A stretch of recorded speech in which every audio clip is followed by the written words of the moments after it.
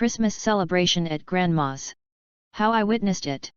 It's been 10 years since I spent Christmas with my grandma who lived in Africa, and I witnessed how Christmas was celebrated in her village. The Christmas season was a very festive one. In that small village, the style and fun of the celebration were awesome. It took a lot for the natives to prepare for Christmas. That is why the celebration was so colorful and full of fun. As early as the month of September, the natives began preparing for Christmas. They harvested and sold their farm produce, and Christmas was one of the top items on their list of expenditures. They gathered the money and saved as much as possible in their thrift and loan groups so that by Christmas they would have a good amount to use. Many of those groups dispersed the money by November ending so families could start preparing for Christmas. By the end of November and beginning December, most active families had bought Christmas dresses and shoes for their kids, since this was mostly done once a year by many of the natives. The child who is unlucky to get a Christmas dress or shoes might only get it next Christmas season. You could find children gathered at their playground discussing how their family had prepared for Christmas. Those who have got their Christmas dresses and shoes already, proudly described how they looked. The others who were yet to have theirs would be jealous. This was the long-term preparation for Christmas, followed by the immediate preparation. The immediate preparation started about 2 weeks before Christmas, with a cleanup campaign, or community work as it was known. The people in charge of the neighborhood organized it to make sure all the roads and footpaths were totally cleaned in preparation for Christmas. Families too did the same. They cleaned the surroundings of their households. When it's a week to Christmas, most households did the general and thorough laundry of both dresses and household equipment. They checked the equipment, especially kitchen utensils, and replaced those that were bad. Thus, Christmas was like a time of renewal, as everywhere was clean and anything missing was replaced. Those preparing to do their traditional marriages at Christmas were doing final touches like traditional rites within the families of the brides. Some family members who were in the cities came home to celebrate Christmas with their siblings. These activities were throughout the week up to Christmas Eve.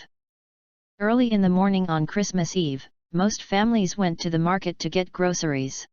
They bought things like rice, meat, pork, spices, and drinks both for Christmas Eve and Christmas Day itself.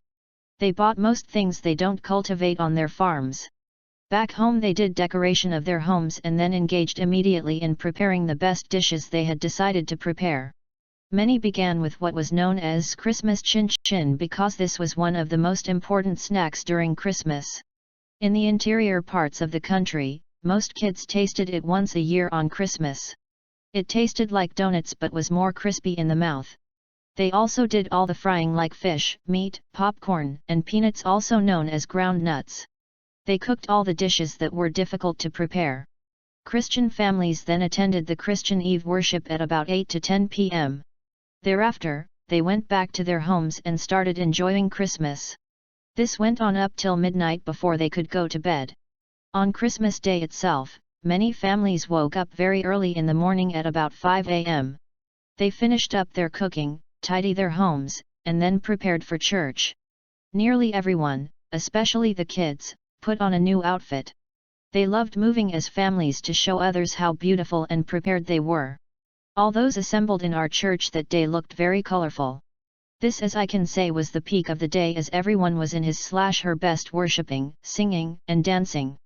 After church, families returned home and continued enjoying Christmas as a family up till about 2 p.m. when people, especially the kids, were free to move out and visit their friends.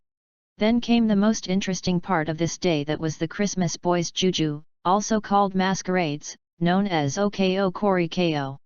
The boys of the neighborhood gathered and made a beautiful juju, well decorated, and then they moved around from household to household, singing and dancing beautifully, expecting the happy Christmas people to reward them with money. They would sing, Oko Kori Ko, Ewa. Christmas juju, Ewa. Salutes the papa, Ewa. Salutes the mama, Ewa. Massa, charge your pocket. Kori Kori has come today. Christmas Day, Ewa.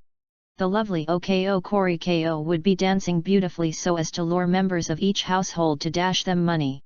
Siblings would come out and enjoy the dance and even dance with them. After enjoying it, they would give them any amount of money and they proceed to the next household. By the evening of Christmas Day, adults on their part visited especially homes where traditional marriages were going on, to greet the couples and share in their joy. This continued for a whole week with the marriage dance every evening. The day after Christmas was a tiring day.